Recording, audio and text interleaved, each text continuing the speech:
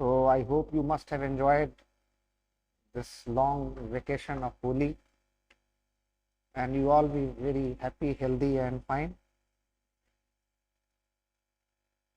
Very good. So now let us come back to our studies, and with full throttle, we should resume our preparation again. Okay.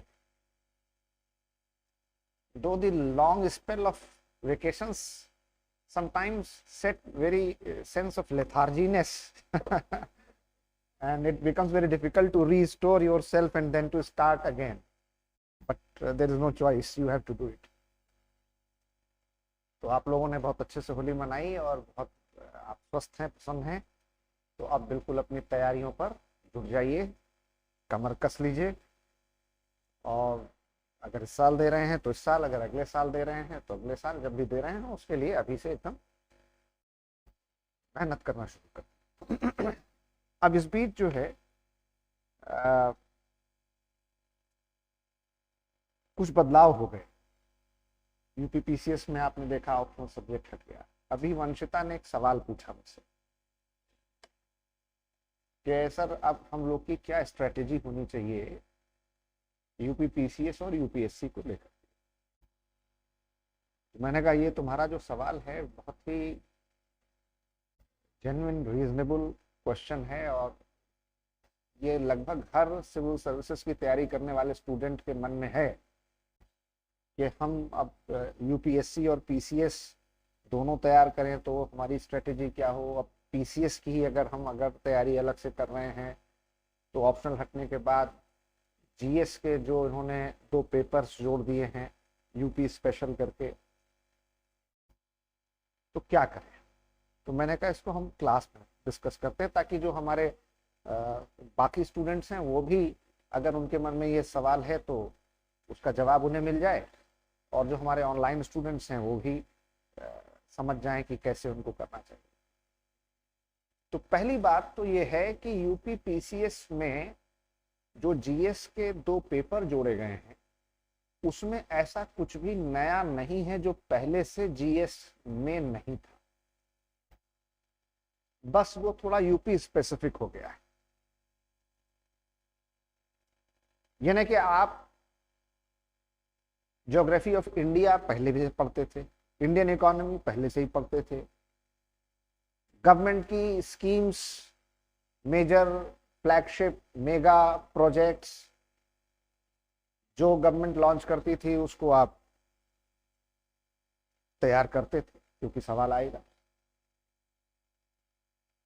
तो जो आप पहले national level पर Indian perspective में पूरे भारत को लेकर के जब आप ज्योग्राफी पढ़ते थे तो आप उसमें इंडियन ज्योग्राफी पढ़ते थे जिसमें यूपी भी एक उसका हिस्सा आता था, लेकिन वो हिमालय का इलाका हो, द ग्रेट गैंजेस बेल्ट हो, गंगा का मैदानी तट हो, ये तो यूपी का सब पहले से ही आप पढ़ते थे। पहले आप इंडियन इकोनॉमी पढ़ते थे तो आप शायद इकोनॉमिक सर्वे रिपोर्ट और बजट जो भारत सरकार पेश करती थी उस पर ज्यादा फोकस करते थे। अब थोड़ा सा आपको यूपी का जो बजट है इस पर भी थोड़ा ध्यान देना। तो जो आपका सिलेबस है ये मैं निकाल के लाया हूं, इसमें आप देखिए तो आप अगर इसकी क्लोज स्क्रूटनी करेंगे और कायदे से अपना सिलेबस पढ़ेंगे तो जनरल स्टडीज में पेपर 5 और पेपर 6 2 पेपर यूपीपीसीएस में जोड़े गए हैं मेन एग्जाम में, और ऑप्शनल के 2 पेपर 1 और पेपर 2 जो होते थे सब्जेक्ट्स में उन्हें हटा दिया गया। तो पेपर 5 में क्या है? History, civilization, culture and ancient cities of UP. तो आप हिस्ट्री, सिविलाइजेशन, कल्चर पहले से पढ़ते थे, अब थोड़ा सा एंशिएंट सिटीज ऑफ यूपी एक स्पेसिफिक टॉपिक है जो आपको थोड़ा एक्स्ट्रा पढ़ना पड़ेगा। इसी तरह से architecture, significance and maintainability, museum, archive and archaeology of UP, contribution of UP in pre and post 1857 freedom struggle of India. तो जब आप 1857 का फ्रीडम स्ट्रगल वहां से शुरू करते हैं तो रानी झांसी पहले भी पढ़ते थे, तात्या टोपे पढ़ते थे, मंगल पांडे पढ़ते थे, उनका क्या कंट्रीब्यूशन रहा इसको आप पढ़ते थे, वो अभी भी रहेगा इसमें। तो कोई एक्स्ट्रा आपको इसके लिए तैयारी करने की जरूरत है।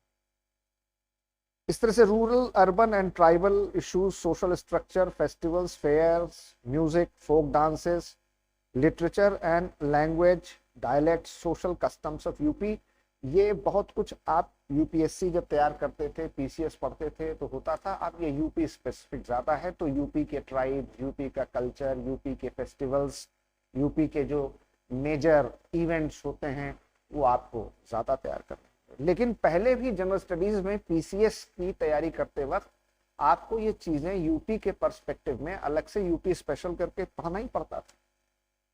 अब पेपर में जोड़ दिया है तो अगर पहले मान लीजिए यूपी स्पेसिफिक 10, 12, 15 क्वेश्चन आते थे, तो अब चूंकि 2 पेपर हैं तो नंबर ऑफ क्वेश्चंस आपके बढ़ जाएंगे, जो 25 से 30 हो जाएंगे। मान लीजिए 15 क्वेश्चन पेपर 5 से, 15-16 क्वेश्चन पेपर 6 से आ जाएगा। तो अब जो नंबर ऑफ क्वेश्चंस हैं यूपी स्पेसिफिक वो बढ़ जाएगा। बात आ रही है? Political system of UP, governance, governor, chief minister, council of ministers, state assembly, state council, center state relations, ये आप जब इंडियन पॉलिटी कॉन्स्टिट्यूशन पढ़ते थे तो गवर्नर पहले से पढ़ते थे। अब ये तो नहीं पूछेगा कि यूपी के गवर्नर का नाम बताइए, role and functions of governor पूछेगा, गवर्नर की पावर्स और अथॉरिटी क्या है पूछेगा, चीफ मिनिस्टर के साथ उसके रिलेशन कैसे हैं ये पूछेगा, क्या रिलेशनशिप है गवर्नर और काउंसिल ऑफ मिनिस्टर के लिए, आर्टिकल 356 का कैसे गवर्नर रिकमेंडेशन करने का पावर एक्सरसाइज करते हैं, किस कंडीशन में करते हैं, तो ये तो आप पहले से पढ़ते रहे। और पीसीएस के लेवल पर कि यूपी का चीफ मिनिस्टर कौन है उसका नाम बताइए, योगी आदित्यनाथ की, अखिलेश यादव की, मायावती, ये तो सवाल आएगा नहीं। तो आप ये जो पॉलिटिकल इश्यूज थे और इंडियन पॉलिटी कॉन्स्टिट्यूशन में जो आप पहले से पढ़ते थे वो बिल्कुल एज इट इज है, उसमें कोई भी चेंज नहीं। Public service commission, auditing, advocate general, high court, ये जब आप पब्लिक एडमिनिस्ट्रेशन पढ़ते हैं तो ये सारे टॉपिक, वो गवर्नर हैं, चीफ मिनिस्टर हैं, काउंसिल ऑफ मिनिस्टर है, सेंटर स्टेट रिलेशंस हैं, और ये high court, public service commission, audit, advocate general, ये सारा कुछ आप पॉलिटी और पब्लिक एडमिनिस्ट्रेशन में मतलब पहले से ही पढ़ते आ रहे हैं। तो पब्लिक एडमिनिस्ट्रेशन के जो स्टूडेंट्स हैं उनको इस पेपर के जुड़ने से कुछ हेल्प मिले, उनका नुकसान कुछ नहीं।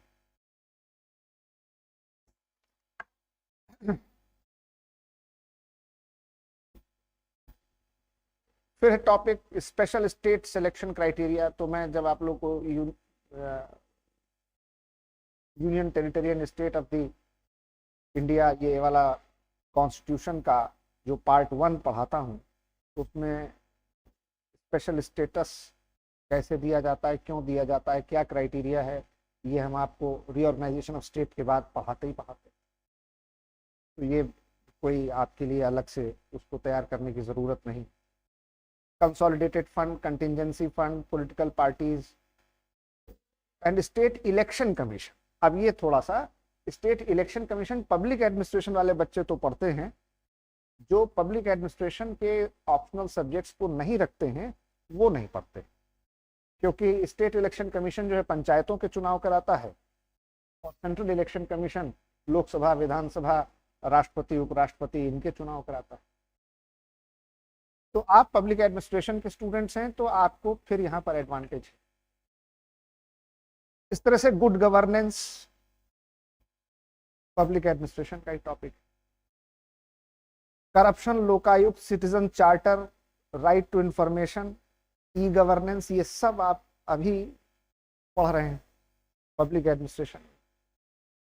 वो ये भी आपको जो पब्लिक एडमिनिस्ट्रेशन का ऑप्शनल सब्जेक्ट रखे हैं उन स्टूडेंट्स को अलग से तैयार करने की जरूरत नहीं पड़ेगी। बस ये है कि पहले पब्लिक एडमिनिस्ट्रेशन में आप ऑप्शनल में इसको पढ़ रहे थे, अब वही आपकी पढ़ाई जनरल स्टडीज के पेपर 5 में काम आ जाएगी। ठीक है ना। फिर है linkage between development and spread of extremism, role of external state and interstate actors, ये सब आप पब्लिक एडमिनिस्ट्रेशन में पढ़ते हैं। इंटरनल सिक्योरिटी पब्लिक एडमिनिस्ट्रेशन में पढ़ते हैं। वेरियस सिक्योरिटी फोर्सेस, ये जब हम लॉ एंड ऑर्डर पढ़ाते हैं, रोल ऑफ इंटरनल सिक्योरिटी पढ़ाते हैं, तो उसमें हम आपको बताते हैं सीआरपीएफ, एसएसबी, बीएसएफ, आईटीबीपी, ये सारे वेरियस फोर्सेस हैं जो कि आपको हम पढ़ाते ही पढ़ाते हैं। तो यहाँ से भी पब्लिक एडमिनिस्ट्रेशन के स्टूडेंट्स को बहुत एडवांटेज है। तो इस तरीके से अगर आप देखिए तो पेपर 5 और पेपर 6 में जो कुछ भी जोड़ा गया है, आप जो पब्लिक एडमिनिस्ट्रेशन के स्टूडेंट्स हैं उनके लिए ये एडवांटेज ही है। हाँ, अब पेपर 5 और पेपर 6 में जैसे आप जब दूसरे स्टेट का सिविल सर्विसेज का एग्जाम देने की तैयारी करते थे, तो आप राजस्थान दे रहे हैं तो राजस्थान का स्पेशल इशू आप पढ़ते थे, खरीदते थे कि राजस्थान में कितने जिले हैं, नगर निगम है, तहसील हैं, कौन कौन से राजस्थान के इंपॉर्टेंट फेस्टिवल्स हैं, कौन कौन सी ट्राइब्स हैं, राजस्थान की ज्योग्राफिकल टोपोग्राफी क्या है, राजस्थान में क्या इकोनॉमिक कंडीशंस हैं, राजस्थान के बारे में आप पढ़ते थे। मध्य प्रदेश देते थे तो मध्य प्रदेश का पढ़ते थे। आप अगर बिहार पब्लिक सर्विस कमीशन का भरते थे फॉर्म, तो आप बिहार के बारे में थोड़ा अलग से जानकारी पढ़ते थे। तो यूपी कमीशन ने भी ये कर दिया कि अब कोई बाहर का लड़का जो यूपीएससी की तैयारी कर रहा है, और यूपीएससी की तैयारी करते करते चूंकि सिलेबस अब 2018 से यूपी पीसीएस का और यूपीएससी का एक हो गया था, तो हरियाणा का बच्चा यहाँ टॉप कर जा रहा था और दूसरे स्टेट के बच्चे आ जा रहे थे। तो वो भारत के सभी नागरिक हैं और हम सब लोग किसी भी स्टेट की सर्विसेज में अप्लाई कर सकते हैं, लेकिन हर स्टेट ये चाहती है कि उसके अपने जो डोमिसाइल रेजिडेंट्स हैं उनको स्टेट की सिविल सर्विसेज में ज्यादा रिप्रेजेंटेशन मिले, ज्यादा उनका सिलेक्शन हो, जो कि हर स्टेट गवर्नमेंट ये कोशिश करती है। तो अब कोई ऐसा स्टूडेंट जिसने यूपी के बारे में ज्यादा नहीं पढ़ा और वो सिविल सर्विसेज में यूपीएससी की तैयारी कर रहा था और इस वजह से बड़ी आसानी से यूपी पीसीएस का भी फॉर्म भर देता था, अब ऐसा नहीं हो पाएगा। अब वो भारत का नागरिक है, किसी भी स्टेट का रहने वाला है, लेकिन अगर यूपी पीसीएस का एग्जाम भरेगा तो उसको यूपी के बारे में पढ़ना पड़ेगा, जानकारी इकट्ठी करनी पड़ेगी और तभी उसका सिलेक्शन। क्योंकि पहले यूपी स्पेसिफिक क्वेश्चंस 4, 5, 6, 10 मैक्सिमम आते थे, तो अगर वो नहीं भी करिए तो प्रीलिम्स हो जाता, और मेंस में यूपी स्पेसिफिक क्वेश्चंस आते नहीं, तो मेंस में भी उनका हो जाता था जो यूपीएससी की तैयारी कर रहे हैं या दूसरे स्टेट की तैयारी कर रहे हैं।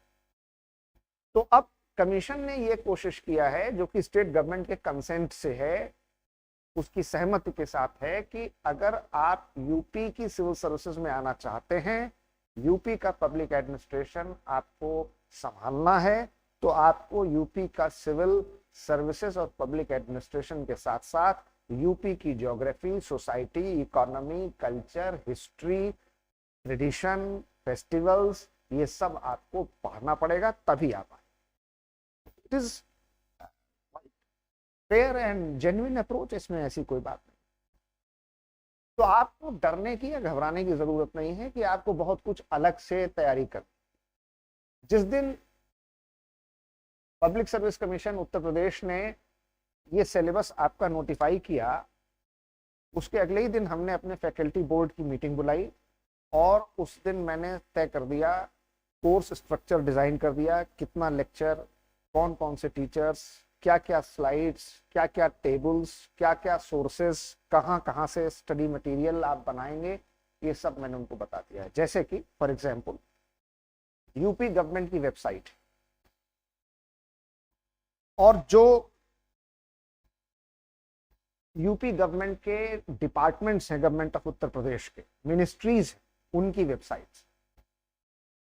मैंने कहा कि उस पर विजिट कीजिए और जो latest information, latest developments, latest schemes, कोई प्रोडक्ट, कोई प्लान, कोई पॉलिसी, जैसे कि अब आपको यूपी की स्टेट हेल्थ पॉलिसी पढ़ना पड़ेगा, ग्लोबल इन्वेस्टर समिट पढ़ना पड़ेगा, 1 ट्रिलियन इकोनॉमी का जो इस यूपी गवर्नमेंट ने टारगेट रखा है उसके लिए क्या रोड मैप है और कैसे उसको पाना है, अब इसको पढ़ना पड़ेगा। तो थोड़ा यूपी स्पेसिफिक आपको तैयारी ज्यादा करनी पड़ेगी। और जिस तरह से भारत सरकार का सूचना और जनसंपर्क विभाग भारत और इंग्लिश में इंडिया मैगजीन ईयरली बुक निकालता है, वार्षिकी, वैसे ही यूपी गवर्नमेंट भी हर साल अपना उत्तर प्रदेश जनसंपर्क और सूचना और जनसंपर्क विभाग जो है, information and public communication department जो है यूपी गवर्नमेंट का, ये भी एक एनुअल ईयरली बुक निकालता है जिसको कहते हैं उत्तर प्रदेश। तो अभी कल तक 2023 का उत्तर प्रदेश का अंक नहीं छपा, प्रोसेस में है। मैंने पता किया वो मार्च एंड तक या अप्रैल फर्स्ट वीक तक आ जाए। तो आपको यूपी स्पेशल के लिए परेशान होने की जरूरत नहीं है। We will take care of all those aspects which are required to appear and fulfill the needs of UP Civil Services examination with the new syllabus, with the changed content. तो उसके लिए स्टडी मटेरियल और tabulation और fact sheets और handouts ये सब तैयार हो रहे हैं। 15 से 20 दिन 25 दिन में सारा मैटर रेडी हो जाएगा और उसकी क्लासेस भी शुरू हो जाएगी। तो इसलिए आपको जो जनरल स्टडीज पढ़ रहे हैं और साथ में ऑप्शनल पढ़ रहे हैं उनको परेशान होने की जरूरत नहीं है। हम आपकी इन तमाम जरूरतों को we will take care of all these requirements. ठीक है। दूसरी बात, क्या ऑप्शनल हट जाने से कुछ नुकसान हो गया? थोड़ा सा, खास तौर से उन स्टूडेंट्स का जिनका ऑप्शनल मान लीजिए पब्लिक एडमिनिस्ट्रेशन नहीं था, हिस्ट्री था, सोशियोलॉजी था, ज्योग्राफी था, साइकोलॉजी था, एंथ्रोपोलॉजी था, तो अब उनको यूपीएससी के लिए एक्स्ट्रा एक ऑप्शनल अलग से तैयार करना, तो थोड़ा आपका एफर्ट बढ़ गया। चीजें पहले भी बहुत आसान नहीं थी। यूपीएससी क्वालिफाई करना कोई पहले भी बहुत हंसी मजाक का खेल नहीं था। पहले भी आपको minimum 1 year with hard rigorous efforts लगाने पड़ते थे, आपको मेहनत करनी पड़ती थी। अब एक पोर्शन एक्स्ट्रा आपके लिए ऑप्शनल का जुड़ गया है जो यूपीएससी में अभी भी है, लेकिन जैसा कि पीसी होता कमेटी की रिपोर्ट है, बीके चतुर्वेदी कमेटी की रिपोर्ट है, बसावन कमेटी की रिपोर्ट है, और इन प्रिंसिपल गवर्नमेंट ने इन सारी रिपोर्ट्स को एक्सेप्ट कर लिया है, जिसमें यह कहा गया है कि यूपीएससी में भी ऑप्शनल सब्जेक्ट्स को हटा देना चाहिए और पब्लिक एडमिनिस्ट्रेशन को कंपलसरी पेपर के रूप में जोड़ देना चाहिए। तो जो स्केलिंग की प्रॉब्लम वहां पर भी आती है, और ये होता है कि किसी ऑप्शनल सब्जेक्ट में तो बहुत अच्छे नंबर मिल गए और इस वजह से उस ऑप्शनल के सब्जेक्ट्स के स्टूडेंट्स का ज्यादा सिलेक्शन हो गया, और किसी एक ऑप्शनल सब्जेक्ट के स्टूडेंट्स को कम नंबर मिले तो उनका सिलेक्शन नहीं हो पाया, जबकि पेपर उनका भी अच्छा हुआ था। तो हम देखते हैं कि ऐसे सब्जेक्ट्स लेने वालों की संख्या लगातार कम होती जाती है। जैसे हम जिस सिलेक्शन रेशियो में, प्रोपोर्शन में देखते हैं जो सब्जेक्ट ज्यादा सक्सेसफुल और पॉपुलर हो रहा है, उस सब्जेक्ट को हम चुन लेते हैं। तो हमारे जितने आप हर साल देखते हैं कि आईआईटीएंस, इंजीनियर्स, मैनेजमेंट ग्रेजुएट्स और मेडिकल साइंस से आने वाले स्टूडेंट्स, ये भी यूपीएससी बड़ी संख्या में क्वालिफाई करते हैं, बल्कि ह्यूमैनिटीज से ज्यादा आजकल कर रहे हैं। तो अखबार में छपती है खबर कि इस बार भी इंजीनियरों ने मारी बाजी, मैनेजमेंट के छात्रों का बना दबदबा, मेडिकल साइंस से भी इतने लोग क्वालिफाई किए। लेकिन एक भी इनमें से नहीं होता है जो अपना पेरेंट डिसिप्लिन का सब्जेक्ट ऑप्शनल के रूप में रखता है। यानी अगर आप इंजीनियरिंग किए हैं आईआईटी से, तो आप भी public administration, history, geography, psychology, anthropology, sociology ये सब लेकर के आसानी से तैयार कर लेते हैं और क्वालिफाई कर जाते हैं। तो रिजल्ट जब निकलता है तो ये तो पता चलता है कि इतने बीटेक, इतने इंजीनियर क्वालिफाई किए, लेकिन उन्होंने ऑप्शनल क्या रखा था ये अखबार वालों को पता नहीं चलता। तो वो ये नहीं बताते कि ऑप्शनल में इन्होंने रखा अपना इंजीनियरिंग का सब्जेक्ट था, नहीं, मैथमेटिक्स रखा था, नहीं, स्टैटिस्टिक्स रखा था, नहीं, केमिस्ट्री रखा था, नहीं। तो आप देखेंगे कि medical science, management, chemistry, statistics, mathematics, physics, इस तरीके से जो साइंस के लार्जर सब्जेक्ट्स हैं, जो बड़ी संख्या में इसके स्टूडेंट सिविल सर्विसेज में क्वालिफाई करते हैं, ये अपना पेरेंट सब्जेक्ट नहीं रखते, ये भी पढ़ते पब्लिक एडमिनिस्ट्रेशन, हिस्ट्री, ज्योग्राफी। तो आपको थोड़ा सा अब यूपी की तैयारी के साथ साथ यूपीएससी के लिए एक्स्ट्रा एफर्ट करने की जरूरत पड़ेगी, इसमें आप कोई दो राय नहीं। लेकिन जैसा कि मैंने कहा कि इतनी कमिटीज के नाम आपको बताए, और उन कमिटीज ने रिकमेंड किया है गवर्नमेंट ऑफ इंडिया से और डीओपीटी को, department of personnel and training को, जिसे इन प्रिंसिपल गवर्नमेंट ने मान भी लिया है। लेकिन 2024 में लोकसभा इलेक्शन है, तो कोई भी रूलिंग पार्टी ये नहीं चाहेगी कि इलेक्शन ईयर में वो कुछ ऐसा स्टेप उठाएं जो थोड़ा अनप्लेजेंट हो, जो युवाओं को थोड़ा सा, जो दूसरे तरीके से अब तक तैयारी करते आ रहे हैं, और अचानक से उनको नोटिफाई कर दिया जाए कि अब ऐसे एग्जाम का सिलेबस बदल के अब ऐसा कर दिया गया। तो 2024 में तो शायद ऐसा नहीं होगा, लेकिन 2025-26 में जरूर ऐसा होगा, क्योंकि लोकसभा के इलेक्शन के बाद फिर जिसकी भी गवर्नमेंट बननी है, वो जाहिर सी बात है, जो मौजूदा सिनेरियो है देश में, कम से कम लोकसभा के इलेक्शन में बीजेपी को और नरेंद्र मोदी को कोई बड़ा चैलेंजर दिखाई दूर दूर तक नहीं देता। ले दे करके एक ही national main opposition party Congress है, जो कि आप देख रहे हैं उसका क्या हाल है। और अगर पिछले लोकसभा इलेक्शन में 50-55 सीट पाए थे, इस बार 10-15 और कम ही हो जाएंगे, बढ़ेंगे।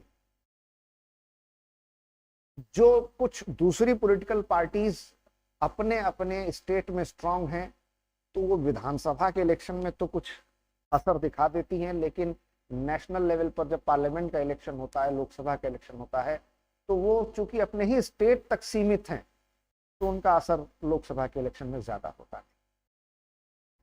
फिर अभी जो नॉर्थ ईस्ट में इलेक्शन रिजल्ट्स आए हैं, उसमें जहां भाजपा का अभी 2018 तक पूरे आजादी के बाद एक सिंगल एमएलए नहीं चुन के आता था, वहां आज उन्होंने 5 राज्यों में सरकार बना दी, कुछ में पॉलिटिकल अलायंस के साथ गवर्नमेंट में, और बड़ी मेजॉरिटी के साथ जीत कर आए हैं। असम में रिपीट किए हैं गवर्नमेंट, त्रिपुरा में रिपीट किए हैं। ये बहुत बड़ा, मतलब बीजेपी के लिए करिश्मे से कम नहीं। तो लोकसभा इलेक्शन में तो कोई प्रॉब्लम होनी नहीं, लेकिन चूंकि इलेक्शन ईयर है, तो चुनावी साल में सरकार अपनी ओर से खुद कोई कदम ऐसा नहीं उठाना चाहेगी जिससे कि एक युवा वर्ग थोड़ा सा उसके मन में नाराजगी पैदा हो। लेकिन एक बार इलेक्शन हो गया तो 2025-26 में ये लागू जरूर कर देंगे। तो जो स्टूडेंट पहले से पब्लिक एडमिनिस्ट्रेशन की तैयारी करते आ रहे हैं, they will be in a more advantageous position. मैं ये नहीं कह रहा हूं कि फिर पब्लिक एड का ही सारे बच्चे सेलेक्ट हो जाएंगे, लेकिन उनको थोड़ा लाभ होगा, उनको थोड़ा एज मिलेगी, उनको ज्यादा सफलता मिलेगी। तो इसलिए आप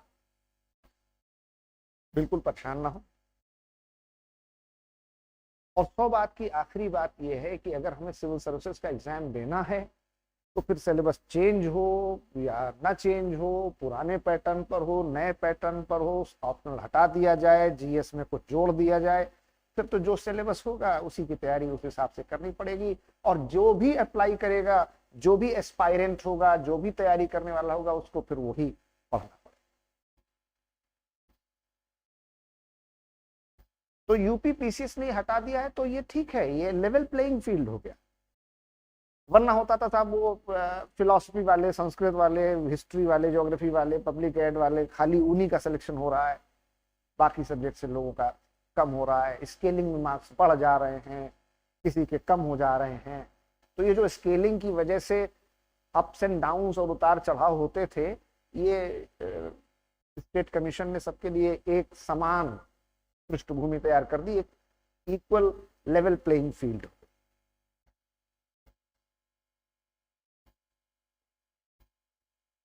तो अब आप take it as a challenge.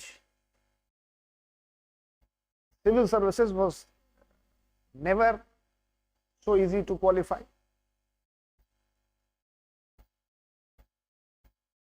Even state civil services, if you think that it is a cakewalk, you are wrong. In my more than 23-24 years of teaching experience, I have seen myself that those students who couldn't qualify single time PCS prelims, they have made through in their final selection in the UPSC examination. बहुत सारे मेरे ऐसे जो इस डर से UPSC का form नहीं भरते थे कि जब पीसीएस का प्री नहीं निकल रहा है तो यूपीएससी का खाद क्या देखे, वो कैसे क्वालिफाई कर पाए। जब मुझे पता चला तो मैंने डांटा, मैंने कहा कि भाई कितने अटेम्प्ट दिए पीसीएस? बोले सर 3 अटेम्प्ट दे चुके हैं, एक भी बार प्रीलिम्स नहीं। तो मैंने कहा यूपीएससी? सर वो तो हम लोग देते ही नहीं। क्यों? सर प्रीलिम्स नहीं निकल रहा है यूपी का, स्टेट सिविल सर्विसेज का, तो यूपीएससी के बारे में तो हम लोग सोचते ही नहीं। मैंने कहा भरो फॉर्म,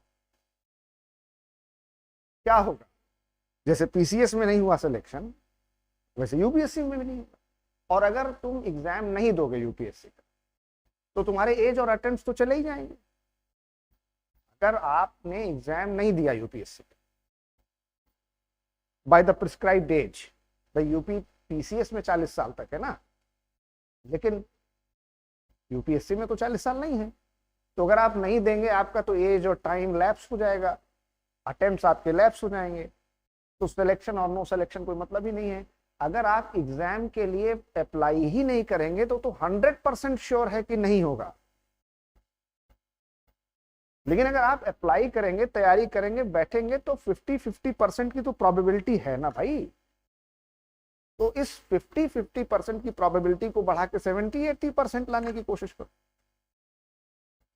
और मेरे डांटने समझाने पर जब उन्होंने अगली बार यूपीएससी का फॉर्म भरा, जो कि पहली बार भरा,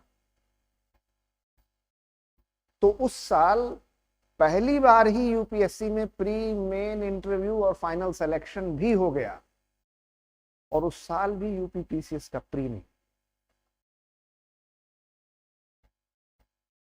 ये कोई हंसी मजाक या मैं आपको कोई कल्पना की बात नहीं बता रहा, फ्लाइट ऑफ फैंसी या इमेजिनेशन नहीं।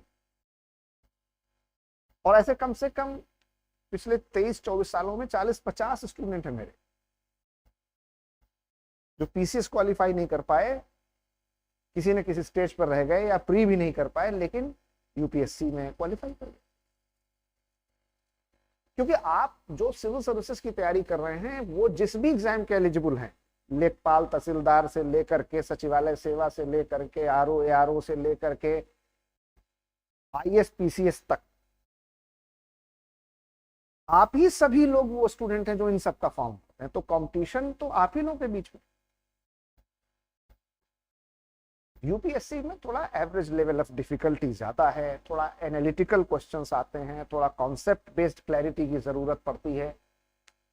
अदरवाइज तैयारी दोनों की आसान नहीं है। लेकिन अगर आप मेहनत करते हैं, लगातार लगे रहते हैं, कोशिश नहीं छोड़ते हैं, हिम्मत नहीं हारते हैं, प्री मेंस वगैरह क्वालिफाई होता है, फिर कुछ नंबरों से रुक जाता है, फाइनल सिलेक्शन नहीं मिल पा रहा है, फिर भी अपना हौसला बनाए रखते हैं, तो यकीन जानिए सिलेक्शन होता सकता है। ये हो सकता है कि फर्स्ट रैंक में ना हो, सेकंड में हो, थर्ड में हो, लेकिन सिलेक्शन होगा जरूर। Is that all very clear to you? Any questions from your side? हमारे ऑनलाइन स्टूडेंट्स कुछ पूछना चाहें, ऑफलाइन आप में से कुछ पूछना चाहें? Okay, so now let us come back to our topic, public administration. So let me recapitulate and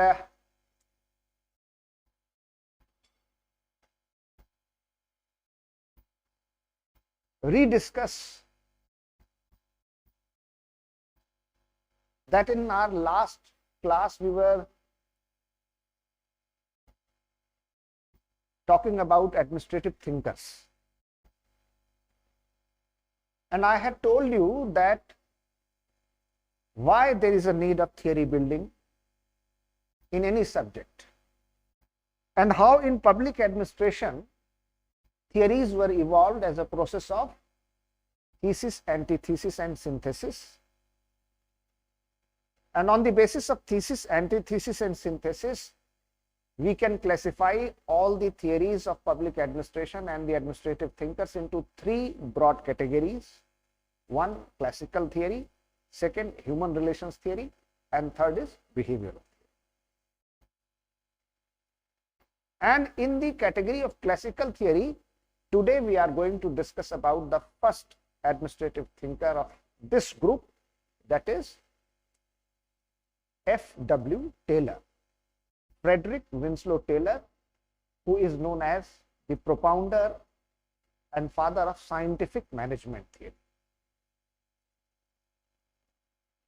तो अगर हम लोग बात करें तो पिछले व्याख्यान में हम लोगों ने प्रशासनिक चिंतक इस विषय पर चर्चा शुरू की थी, जिसमें हमने आपको बताया था कि किसी भी विषय में वाद या सिद्धांत या चिंतकों के योगदान की आवश्यकता क्यों पड़ती है।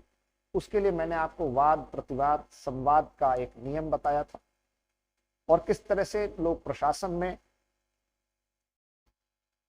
जितने भी सिद्धांत और चिंतक हुए हैं उनके विचारों को हम तीन बड़े वर्गों में बांट सकते हैं: शास्त्रीय संगठन सिद्धांत, मानव संबंध सिद्धांत और व्यवहारवादी सिद्धांत।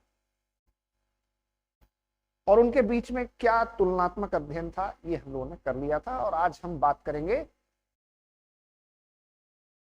शास्त्रीय संगठन में जो हमारे आज के पहले विचारक और सिद्धांतकार हैं, F.W. Taylor, Frederick Winslow Taylor, जिनका सिद्धांत कहलाता है वैज्ञानिक प्रबंधन का सिद्धांत। तो पहले थोड़ा सा कुछ जान ये F.W. टेलर साहब हैं, इनकी पिक्चर है, इमेज है, और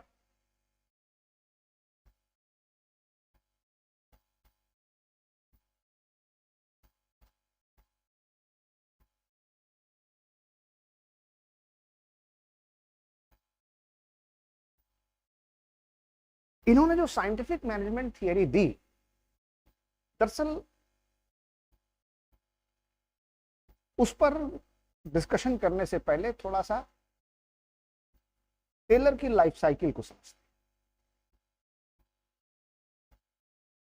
Taylor was born in a very humble family.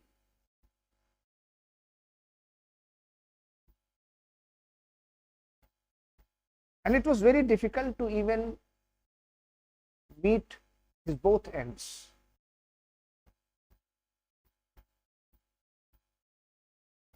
As a result, he had to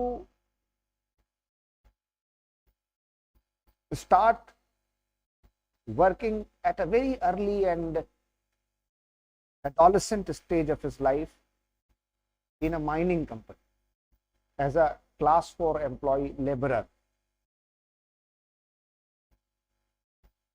तो टेलर का जन्म अमेरिका के एक शहर में बहुत ही साधारण परिवार,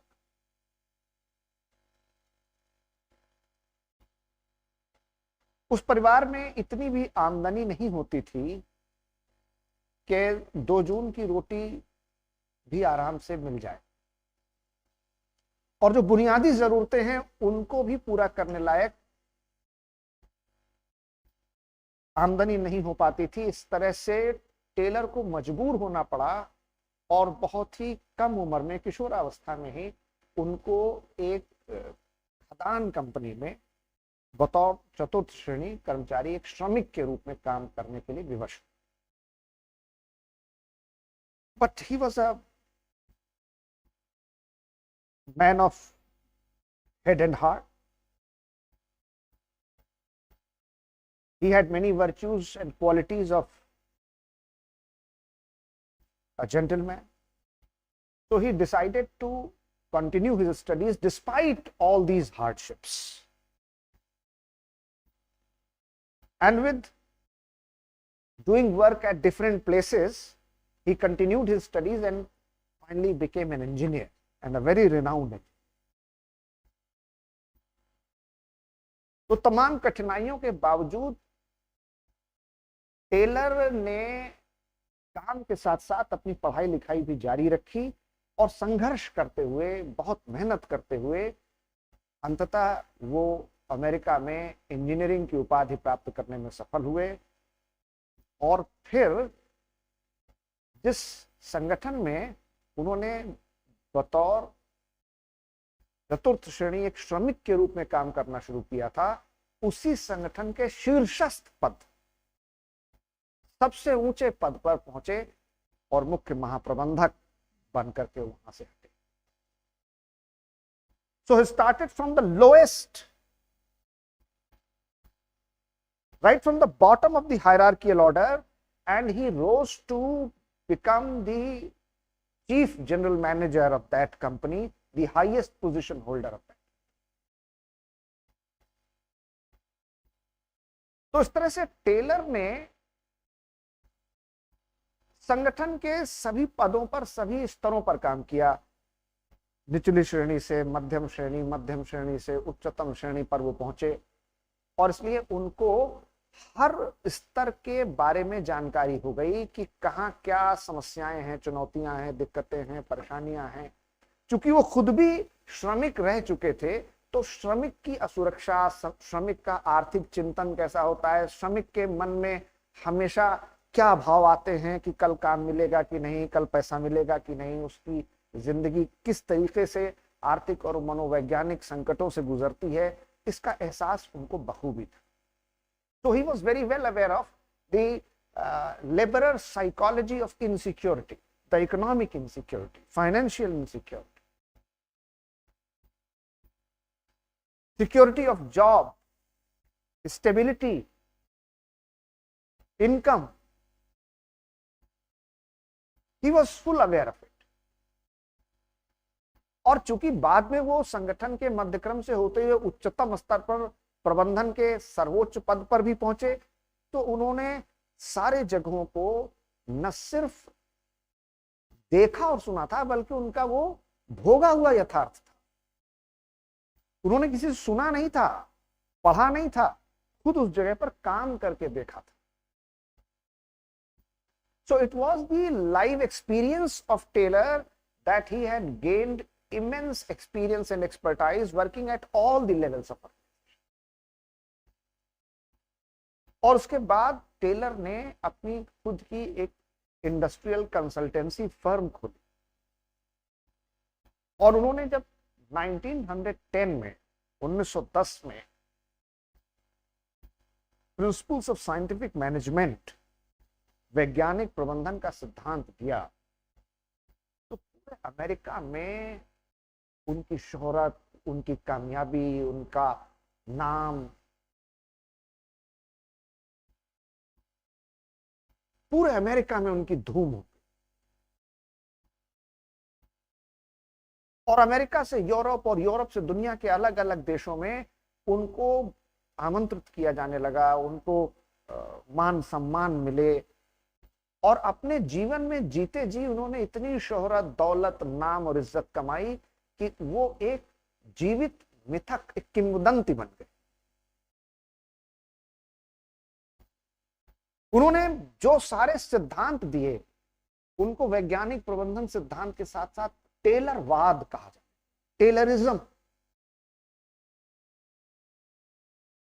So he attained in his lifetime the unparalleled name, fame, fortune, money, respect, recognition, awards, honors, that he became a living legend, a myth. And his principles were not only called as scientific management, but the entire theories of Taylor were clubbed and named as Taylorism.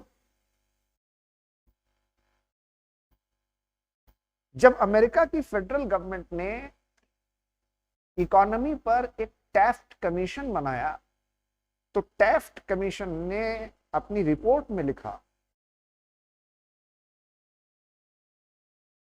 कि federal government of America को अगर reform करना है तो Taylorism को लागू कर।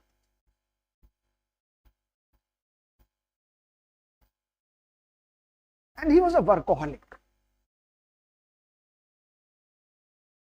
And he worked throughout his life till the last date of his life. He breathed his last even when he was at work.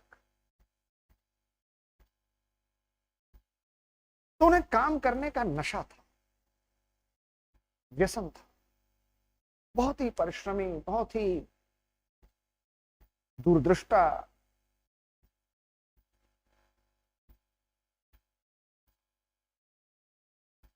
और प्रकट के पार देखने की क्षमता थी। He was a visionary. आज 2023 में जब साइंटिफिक मैनेजमेंट थियरी उन्होंने 1910 में दिया था, तो लगभग 112-13 साल बाद जब आज आप उनके बारे में पढ़ें तो हो सकता है आपको लगे कि भाई इसमें तो कुछ नई बात नहीं है, ये तो हम जानते हैं। लेकिन जब 112 साल, 110 साल, 113 साल पहले उन्होंने कही थी ये बातें, उस समय के लिए वो बिल्कुल नई और अनोखी बात थी।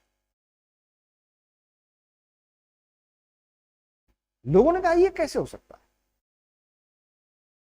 लेकिन बाद में उनको स्वीकार करना पड़ा। और फिर जो अमेरिका की मैकेनिकल इंजीनियर्स की सबसे बड़ी एक एकेडमिक बॉडी है जिसको कहते हैं ASME, American society of mechanical engineers, वो उसके ऑनरेबल मेंबर थे। उन्होंने क्या कहा और किसे साइंटिफिक मैनेजमेंट कहा? जब उनसे पूछा गया भाई आप ये कहते हैं साइंटिफिक मैनेजमेंट करना चाहिए, तो ये वैज्ञानिक प्रबंधन का क्या मतलब है, आप इससे क्या आशय है, किसे हम कहें कि समझें कि जाने कि ये साइंटिफिक मैनेजमेंट।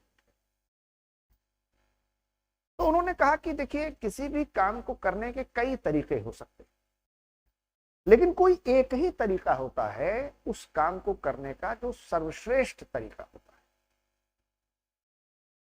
तो वो काम करने का जो सर्वश्रेष्ठ तरीका है उसे ही वैज्ञानिक प्रबंधन। So there are many things, various types through which you can do a particular job or a particular task or a particular thing, but there is only one way which is the best possible way. If you adopt that way in completion of that task, then it is called scientific. So what is scientific management? The method and manner of doing things in the best way is called scientific. तो काम को करने का सर्वश्रेष्ठ तरीका ही वैज्ञानिक प्रबंधन है। तो लोगों ने कहा कि ये कैसे पता चलेगा कि सर्वश्रेष्ठ तरीका क्या, द बेस्ट वे किसे कहेंगे? हम जिस तरीके से कर रहे हैं हमको लगेगा हम ही सबसे अच्छा तरीके से कर रहे हैं, आप जिस तरीके से कर रहे हैं आपको लगेगा आप ही सबसे अच्छे तरीके से कर रहे हैं। How to know and recognise that which is the best way? That is very simple. First, measurement of work. Second, standardization of work. Third, procedures and manners. Fourth, dividing that work into small pieces of sub-work. 5, to prepare an estimate of cost and time needed to complete that sub-work, and then add upon all the sub-work cost and time to know the total amount of cost and time required in that particular work. If you do your work in this manner, it is called the best way, and therefore it is called the scientific method. तो वैज्ञानिक प्रबंधन का क्या अर्थ हुआ? इसका अर्थ यह हुआ कि सर्वश्रेष्ठ तरीका। सर्वश्रेष्ठ तरीका का क्या मतलब कि पहले तो कार्य क्या करना है इसे परिभाषित और निश्चित कीजिए। दूसरा, कार्य का मापन, कितना समय लगेगा, कितना निवेश करना पड़ेगा।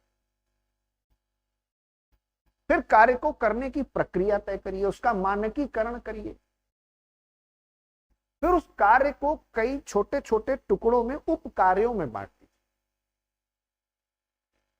फिर प्रत्येक उप कार्य में कितना समय और पैसा लगेगा इसका एक आकलन तैयार कीजिए और फिर सबको जोड़ दीजिए, तो आपको पता चल जाएगा कि उस कार्य को पूरा करने में कितना समय और कितना पैसा लगेगा। इस तरीके से अगर आप प्रक्रियाबद्ध और चरणबद्ध तरीके से काम करेंगे तो उसे वैज्ञानिक प्रबंधन कहेंगे, क्योंकि यही सर्वश्रेष्ठ तरीका।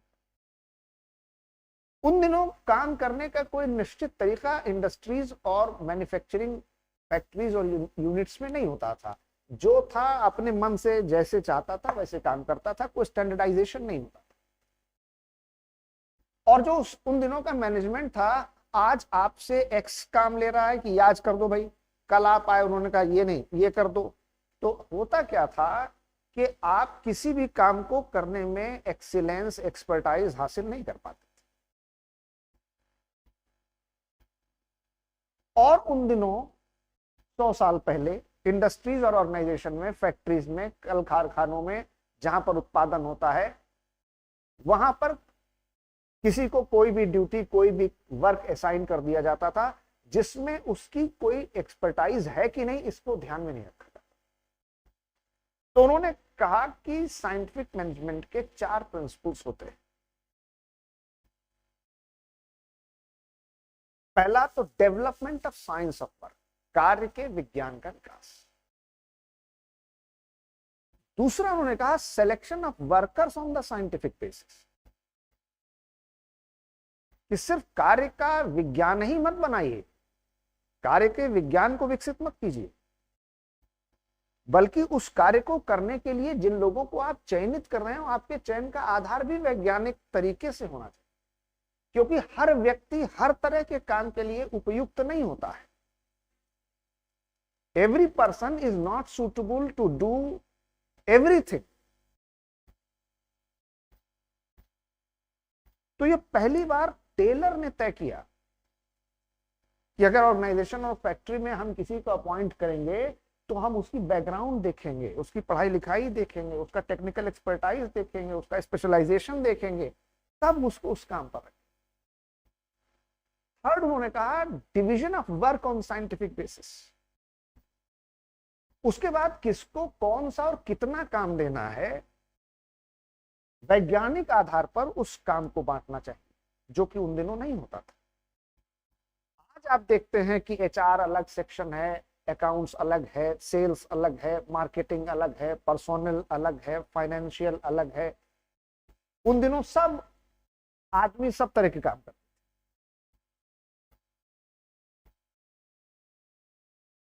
और चौथा उन्होंने कहा कि इन सारे प्रिंसिपल्स को लागू करने के लिए चाहिए क्या?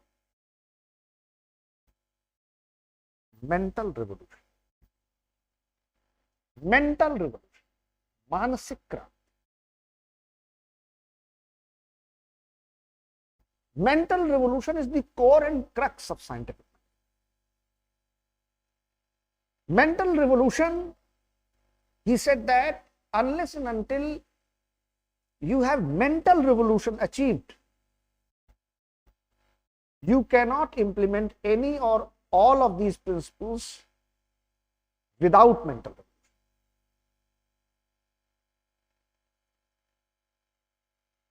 People ask, what is mental revolution?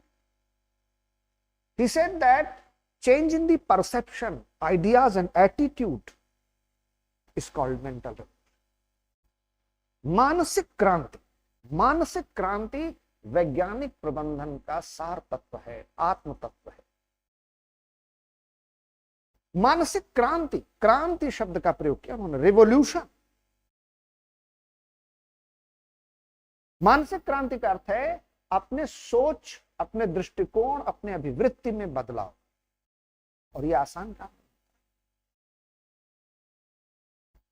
Evolution is that which passes through passage of time, percolates, gradually trickle down slowly, and then you see change, growth and reforms. That is called evolution. Slow, constant, gradual, stepwise change that percolate through the passage of time, through trickle down. But revolution is the sudden and instant, complete dismantling of one structure and establishing the entirely new structure. That is called revolution.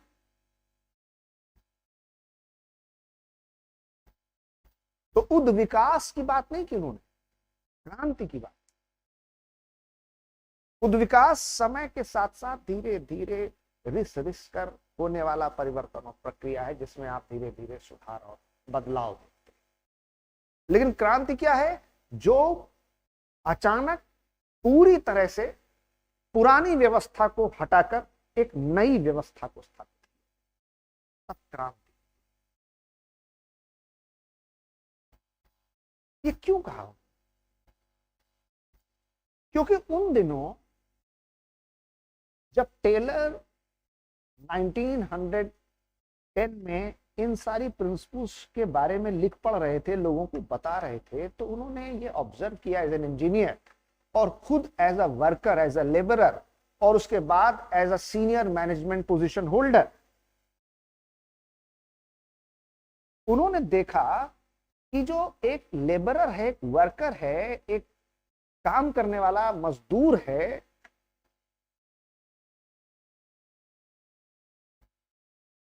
वो हमेशा हमेशा यही कहता है कि दिन रात हम हाड़ तोड़ मेहनत करते हैं और मोटा मुनाफा तो ये मिल मालिक कमाता है, और हमारे खून पसीने की कमाई से ये मिल मालिकान अमीर और अमीर होते जा रहे हैं, और हमको कुछ नहीं मिलता। तो हमारी पगार बढ़ाओ, हमारी सैलरी बढ़ाओ, हमारा वेतन बढ़ाओ, वरना हम हड़ताल करेंगे, हम धरना करेंगे, हम प्रदर्शन करेंगे। ये हमारा खून चूसता है, ये मैनेजमेंट।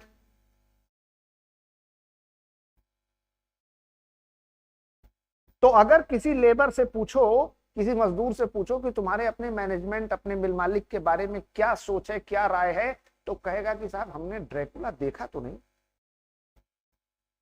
लेकिन वो नर पिशाच खून चूसने वाला अगर होता होगा तो ऐसे ही होता होगा जैसा हमारा मैनेजमेंट, जैसा हमारा मिल मालिक है।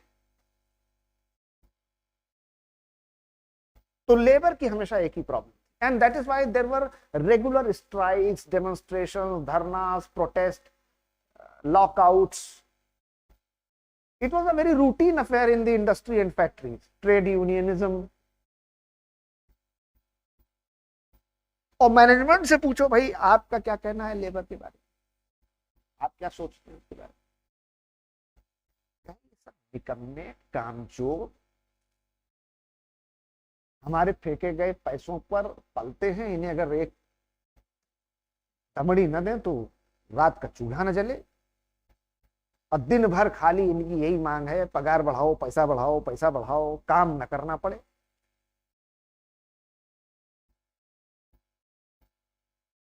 तो मिल मालिकान और मैनेजमेंट की सोच ये है that the workers the labourers are always demanding money money and more money. They don't want to do anything, they want to only enjoy, have pleasure, gala time in the industry and factory. They don't want to do any work, and they want every good thing of life without any sacrifices, without any efforts.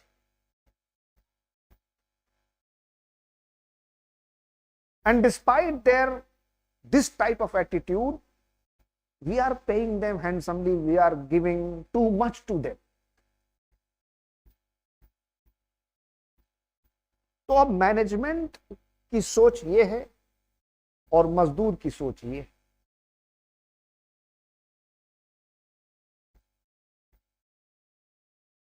तो Taylor ने कहा ये सोच बदलनी पड़ेगी।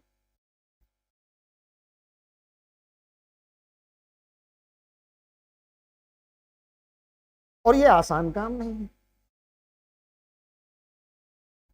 क्योंकि आदमी की मेंटेलिटी जल्दी नहीं बदलती। कई बार तो माइंडसेट पूरा जीवन नहीं बदलता।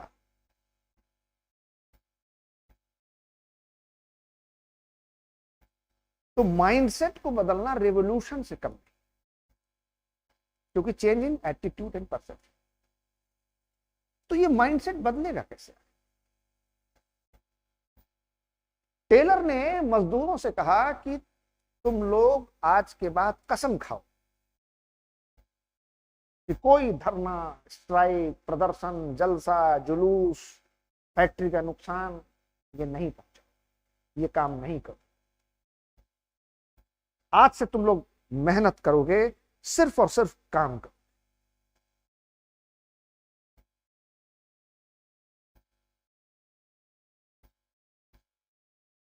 तो मजदूरों ने कहा अच्छा,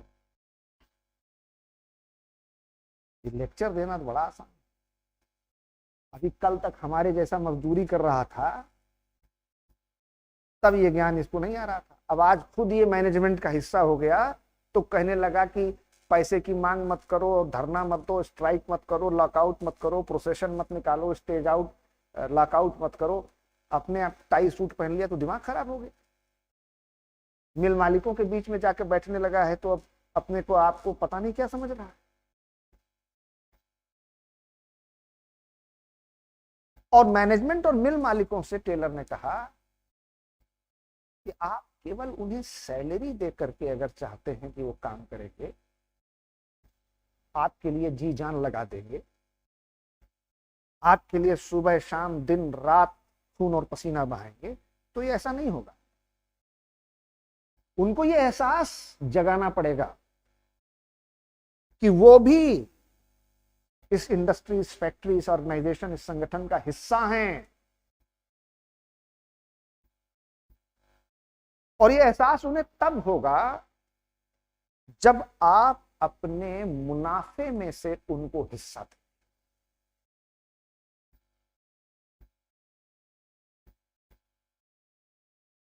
तो Taylor said that if you want to take work from these labor force and you feel that only paying them some amount of remuneration as a salary is sufficient enough, and they will sacrifice their life for you only for this petty amount, then you are wrong. You will have to inculcate this sense of belongingness to them. You will have to generate that sense of connectivity, closeness to the organization, that they are also part of this industry and factory. And it can be made possible only when you give the share of your dividends, share of your profits to them, not only salary or remuneration or PTA fixed amount. तो मिल मालिक और management कहने लगे आखिर निकला ये अंदर से मजदूर ही,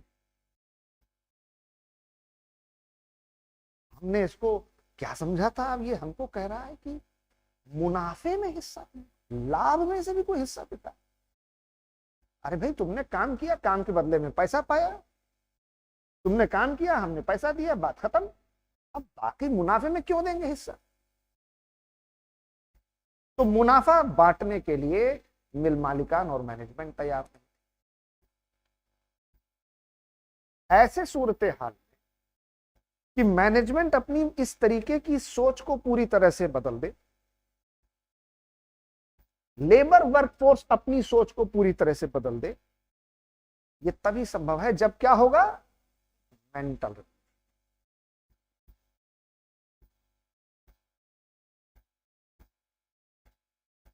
And therefore, Taylor never shied away from doing what is right, what is correct. He called a spade a spade. उन्होंने हमेशा सच को सच कहने का साहस और हिम्मत दिखाई, और जो गलत है उसको गलत कहा, जो सही है उसे सही कहा। उन्होंने इसकी चिंता कभी नहीं की कि मजदूर उससे नाराज हो जाएंगे, कि मिल मालिकान नाराज हो जाएंगे, या मिल मालिकान खुश हो जाएंगे, या मजदूर खुश हो जाएंगे। उन्होंने किसी को खुश करने या नाराज होने के लिए अपनी बातें नहीं कही, जो उनको सही लगा वो उन्होंने कहा। और यही एक कमी रह गई टेलर की जिंदगी में कि उनको पूरी जिंदगी वो यश, नाम, शोहरत, दौलत, कीर्ति सब मिली, लेकिन उनको कभी भी एक साथ मिल मालिकान, प्रबंधकों का और मजदूरों और श्रमिकों का सहयोग और समर्थन, क्योंकि दोनों ने उनको संशय की दृष्टि से देखा, शक की नजर से, दोनों ने उनको अपने खिलाफ समझा।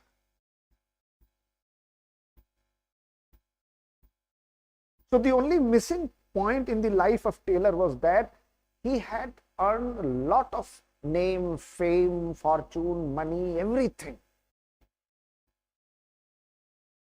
But he was always looked at with suspicion by the so-called management and mill owners and the labor workforce, because they were very skeptical about what he said. दूसरी बात, टेलर ने जो भी अपने सिद्धांत या विचार दिए, वो सिर्फ कहना, सुनना, देखना, इसके आधार पर नहीं दिए। उसके लिए उन्होंने कई सारे प्रयोग किए, एक्सपेरिमेंट्स किए। So in order to substantiate his viewpoints and principles, he did not only use the method of observation or his personal experiences, but he conducted a series of researches, conducted experiments to prove his point, to validate and substantiate his viewpoint, such as called as the use of shovel experiment, Bethlehem experiment, the art of cutting metal experiment.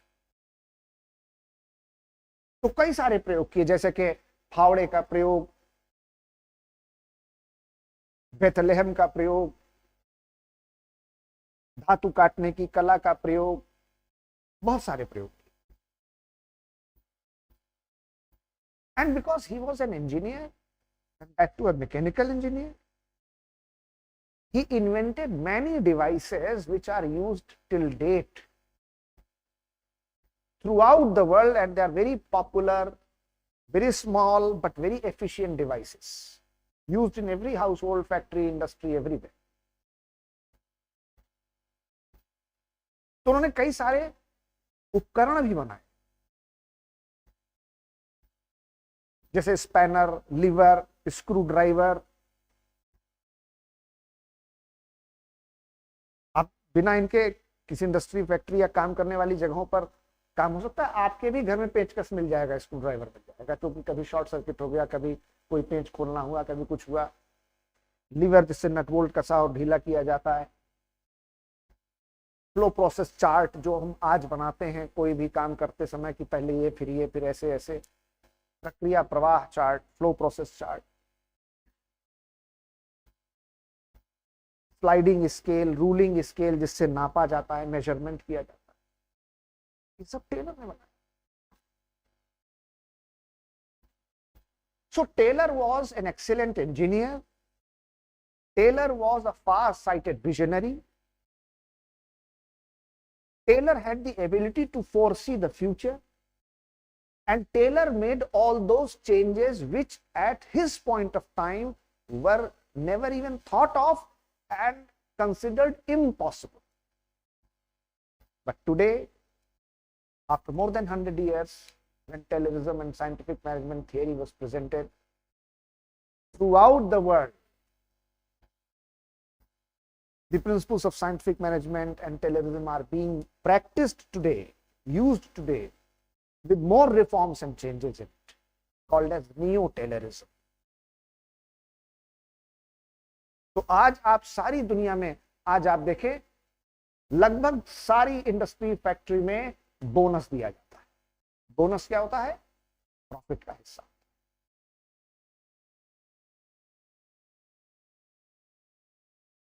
आज सारी industry factory अपने workers को profit में हिस्सा बनाती है, देती है। शेयर होल्डिंग्स के रूप में दें, कैश के रूप में दें, किसी फैसिलिटी के रूप में दें, हाउसिंग, टिफिन अलाउंस, दूसरे अलाउंसेस के नाम पर दें, पर्स और प्रिविलेजेस के नाम पर दें, लेकिन देती और खूब देती।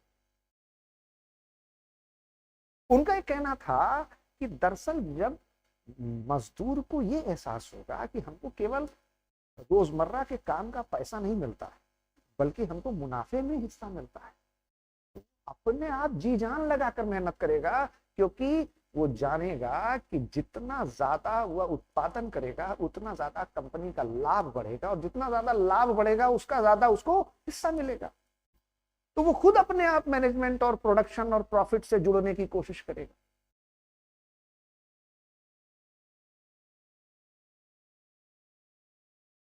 और अगर आप केवल उनको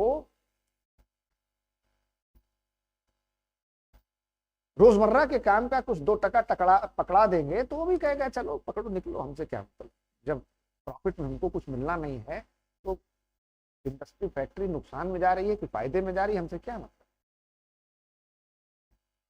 हमको तो इतना ही मिलना है जितना हम पा रहे हैं। तो वो इमोशनल बॉन्डिंग कैसे होगी, वो बिलोंगिंगनेस, वो जुड़ाव कैसे होगा जब हम मुनाफे में बंटवारा दें, लाभ में हिस्सा, शेयर ऑफ प्रॉफिट करें।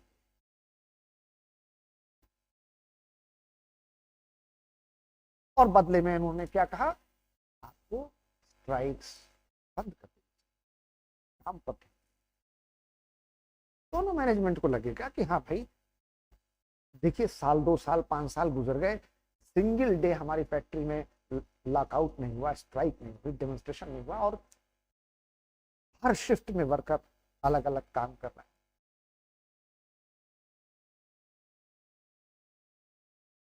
उन्होंने एक और बात कही,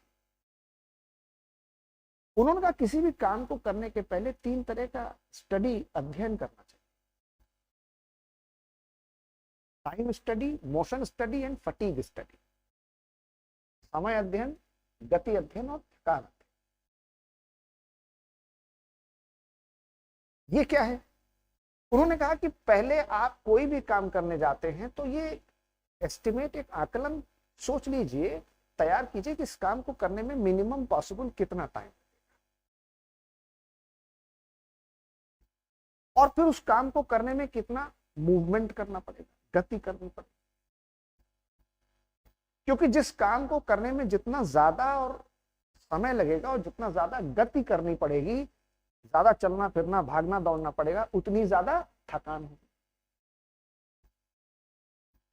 So any work which consumes more time and which involves more movement will give rise to very high level of fatigue, that too very easily, rapidly and frequently.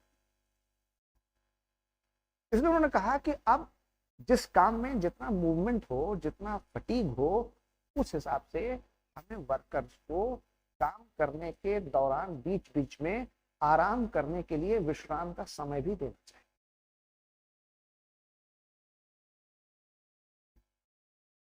So we must give workers little time of rest and recreation in the long working hours so that the workers may resume and restore their energy and come out of the fatigue. Again they are able to do their work with full effort. ये भी management को बड़ी अजीब बात लगी कि जब सुबह से शाम तक बांध कर काम कराते हैं तब तो करते नहीं, बीच बीच में आराम करने का मौका दे दें।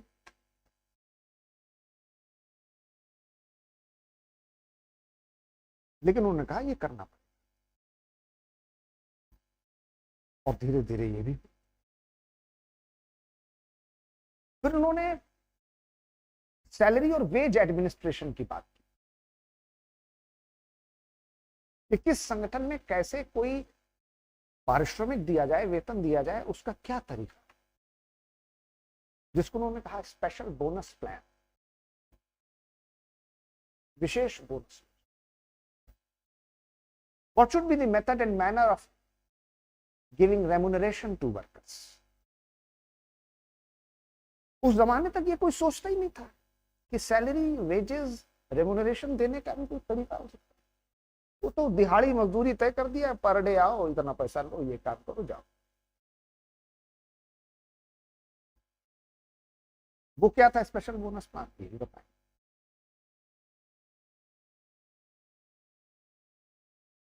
फिर उन्होंने फंक्शनल फोरमैनशिप की बात की, कार्यात्मक फोरमैनशिप। टेलर के पहले या तो ऑर्गेनाइजेशन के टॉप लेवल मैनेजमेंट पर ध्यान फोकस किया जाता था या फिर लोअर लेवल वर्कर्स के पर फोकस किया जाता था, मिडिल लेवल को बिल्कुल छोड़ दिया जाता था, निगलेक्ट किया जाता था। टेलर ने कहा नहीं, यही तो मिडिल लेवल है जो ओवरसीयर, जूनियर इंजीनियर, फोरमैन, जिसको फैक्ट्री में इन नामों से जाना जाता है, ये वो लेवल है जो कि वर्कर से अपने नीचे जुड़ा है, उनसे काम ले रहा है और उन वर्कर्स का इनपुट जो भी मिल रहा है उसको, अच्छा बुरा गलत सही, वो ऊपर मैनेजमेंट को बता रहा है। तो मैनेजमेंट जो प्लानिंग पॉलिसी कर रहा है, बना रहा है, वो फंक्शनल, वो फोरमैन के इनपुट्स के बेसिस पर बना रहा है।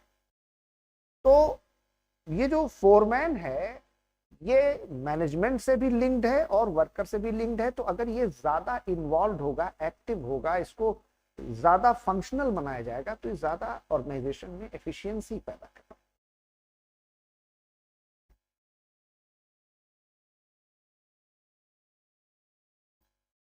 उसी को उन्होंने कहा क्रियात्मक फोरमैनशिप, कार्यात्मक फोरमैनशिप, फंक्शनल। और उन्होंने कहा कि काम को दो हिस्सों में बांटे, first planning and second execution.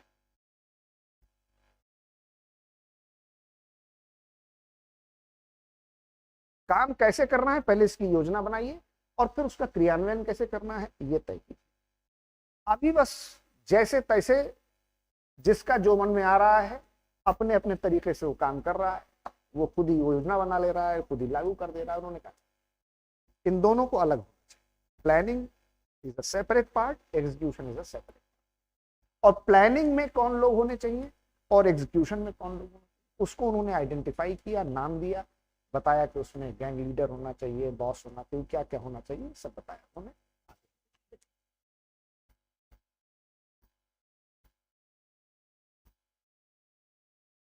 इस तरह से टेलर ने वो तमाम प्रिंसिपल्स दी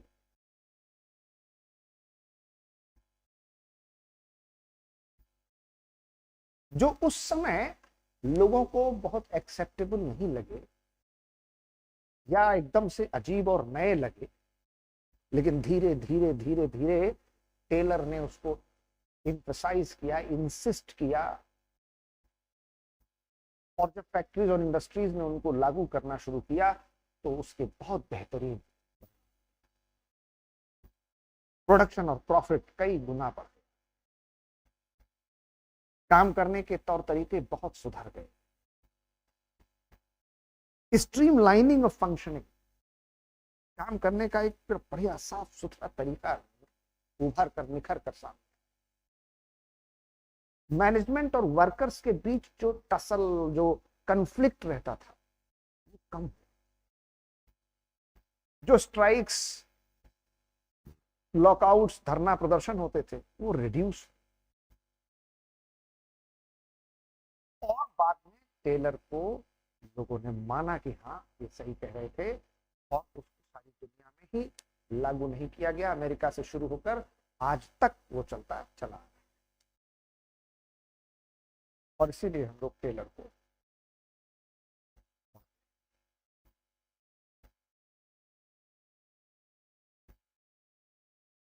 तो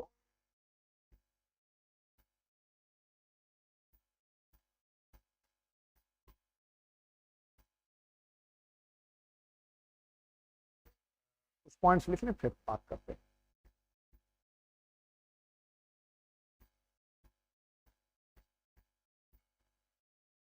Taylor was born on 20th March 1856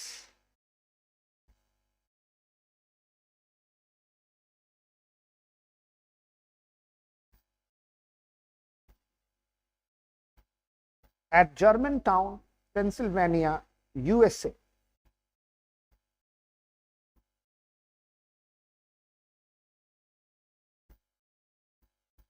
In a very humble family. Taylor का जन्म 20 मार्च 1856 को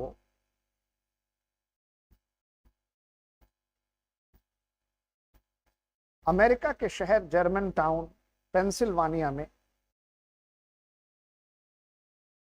एक अत्यंत साधारण परिवार में।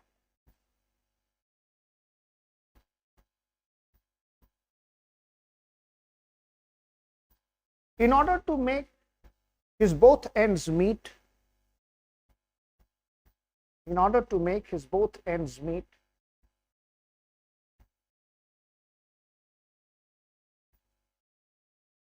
अपनी न्यूनतम दैनिक आवश्यकताओं को पूरा करने के लिए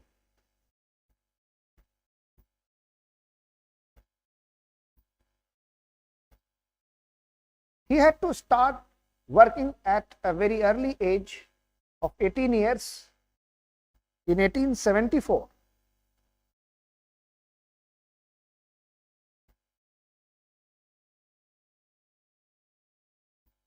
In a mining company called Hydraulics Works Company.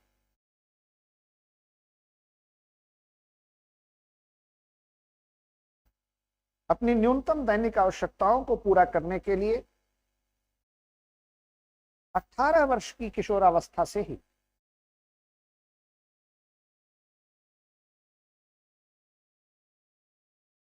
उन्हें एक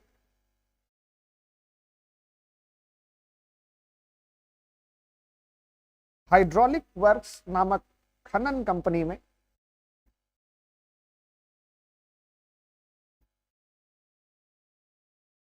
अठारह वर्ष की आयु में बतौर श्रमिक कार्य कर।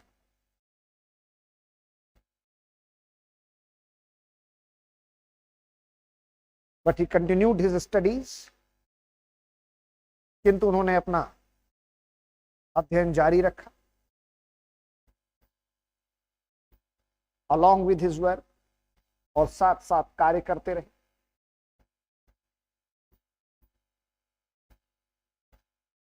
And in 1878 joined the Midwell Steel Company.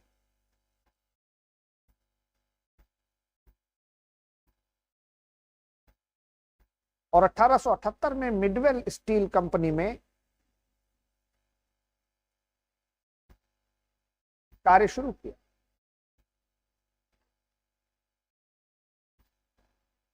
By 1884, 1884 तक he became chief engineer and chief general manager.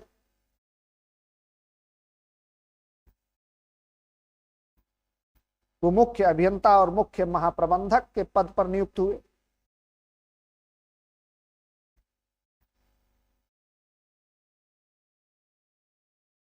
And in 1886 तथा 1886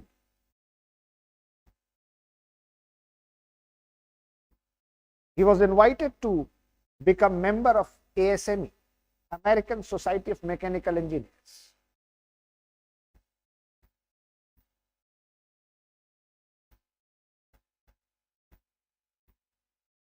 (1886) में उन्हें American society of mechanical engineers का सदस्य बनने के लिए आमंत्रित किया.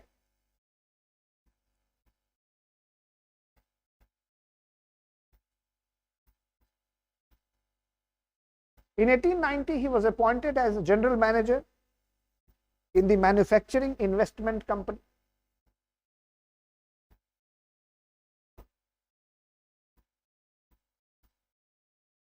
(1890) में एक विनिर्माण निवेश कंपनी में वे महाप्रबंधक हुए.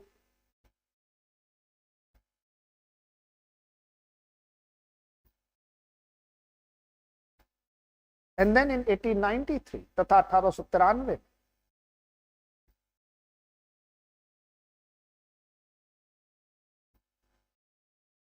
he opened his own consulting firm in New York.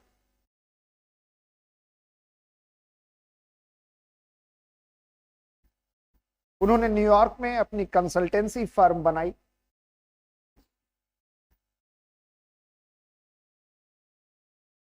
Where he worked for rest of his life, जहां वो अपने जीवन का शेष समय कार्य करते थे.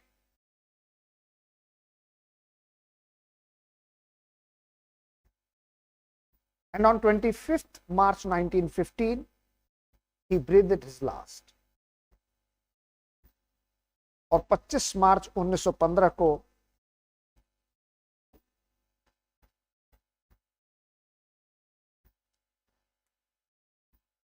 उनका निधन.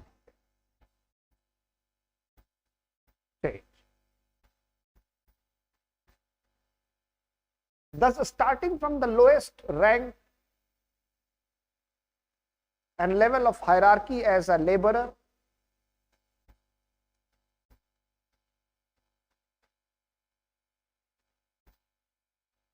अतः संगठन के सबसे न्यूनतम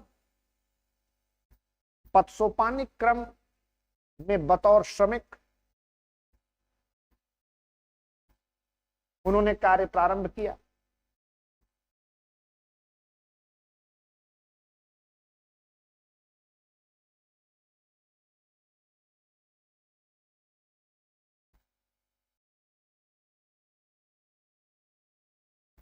And gradually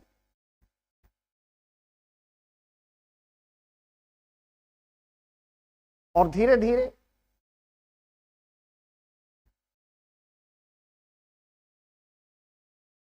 rose to the highest position holder of the company.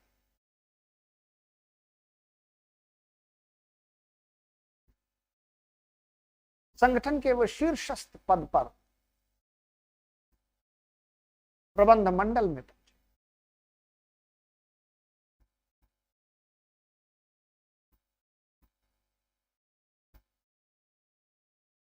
Thus, he had vast experience of working at all the levels of organization.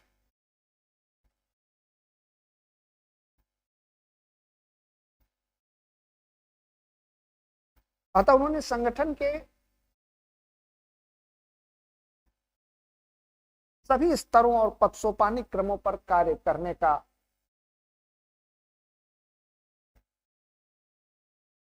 दीर्घ अनुभव प्राप्त किया.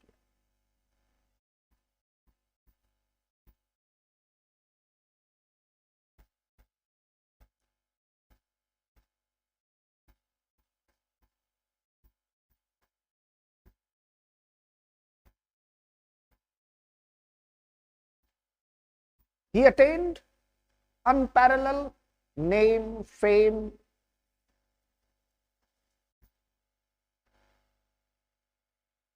money, fortune, and income in his lifetime only. अपने जीवन में ही उनको अपार यश, सम्मान, कीर्ति और धन प्राप्त हुआ।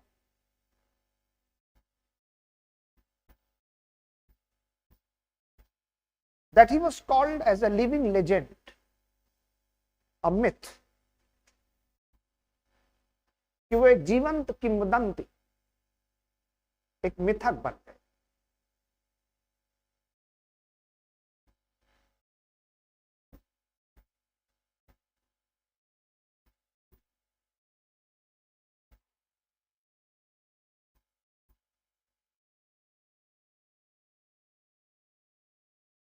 Even the Taft Commission, TAFT, यहां तक कि टैफ्ट आयोग,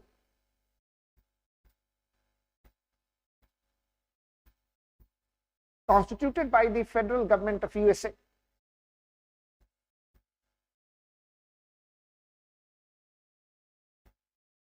on efficiency and economy in administration,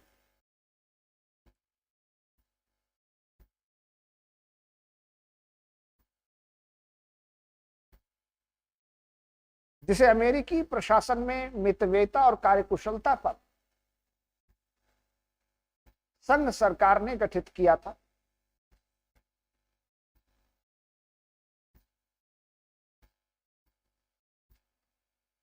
recommended in his report to implement Taylorism,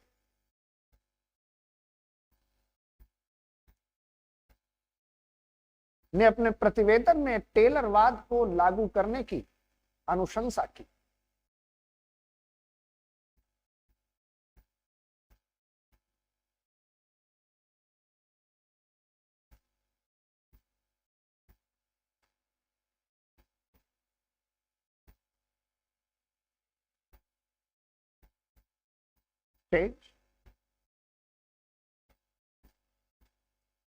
He was an excellent engineer as well. वो एक उत्कृष्ट अभियंता भी थे।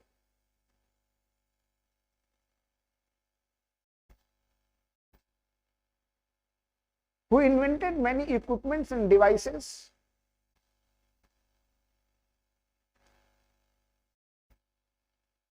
जिन्होंने कई सारे उपकरण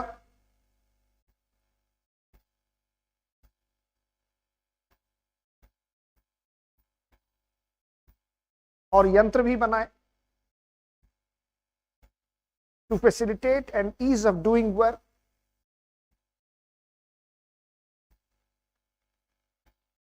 जिससे कार्य करने में सुविधा और सरलता हो।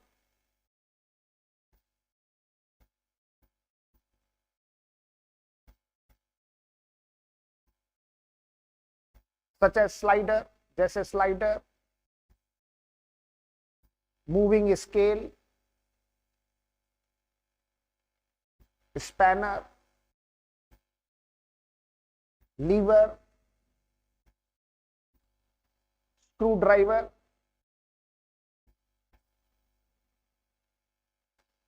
फ्लो प्रोसेस चार्ट, प्रक्रिया प्रवाह चार्ट इत्यादि etcetera.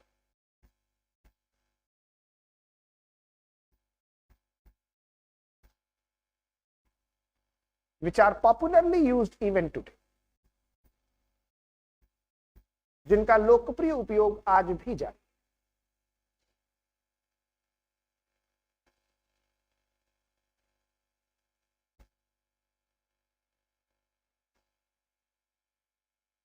He did not only propound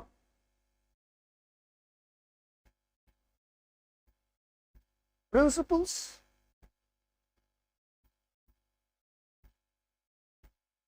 merely on the basis of his experiences and observation,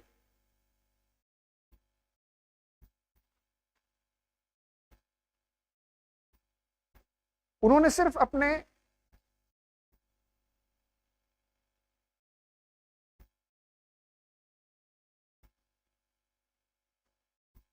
अनुभव और अवलोकन के ही आधार पर सिद्धांत नहीं दिए, but in order to substantiate and prove his viewpoint.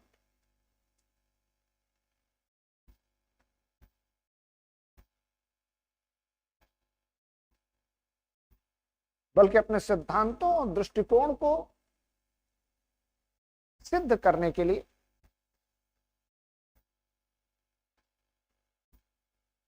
conducted series of researches and experiments.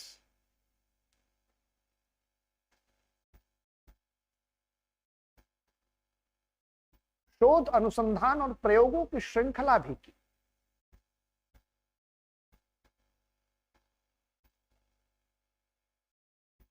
Such as, जैसे कि द मिडवेल एक्सपेरिमेंट, मिडवेल का प्रयोग,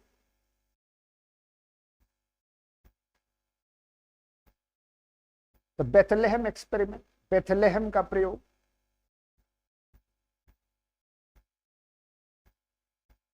पिग आयरन हैंडलिंग, कच्चा लोहा उठाने की तकनीक,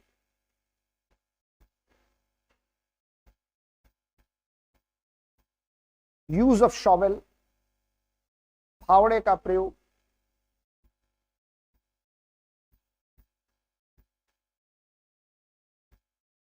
the art of cutting metals, धातु काटने की कला, एक्सेट्रा इत्यादि।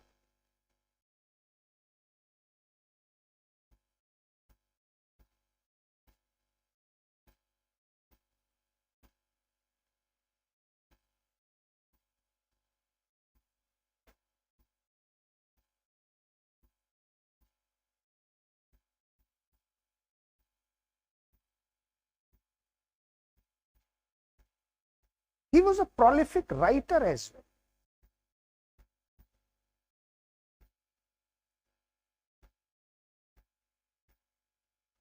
वो एक उद्भट विद्वान और लेखक भी थे।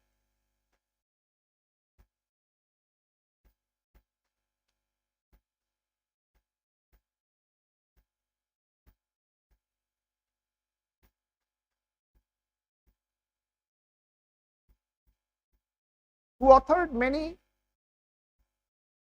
research papers, articles and books.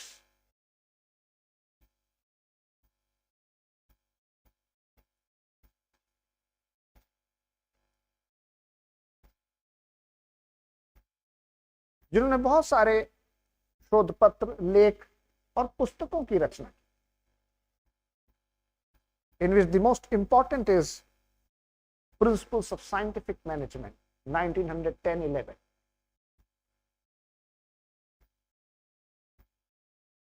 जिसमें सर्वाधिक महत्वपूर्ण है वैज्ञानिक प्रबंधन का सिद्धांत 1910 से 11।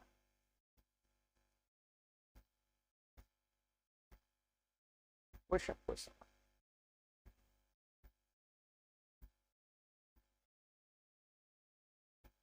यहां तक points clear? Contribution of Taylor that we will take up tomorrow. Taylor का योगदान, इस पर कल चर्चा करें।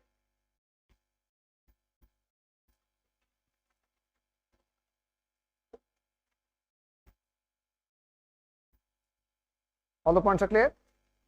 Thank you.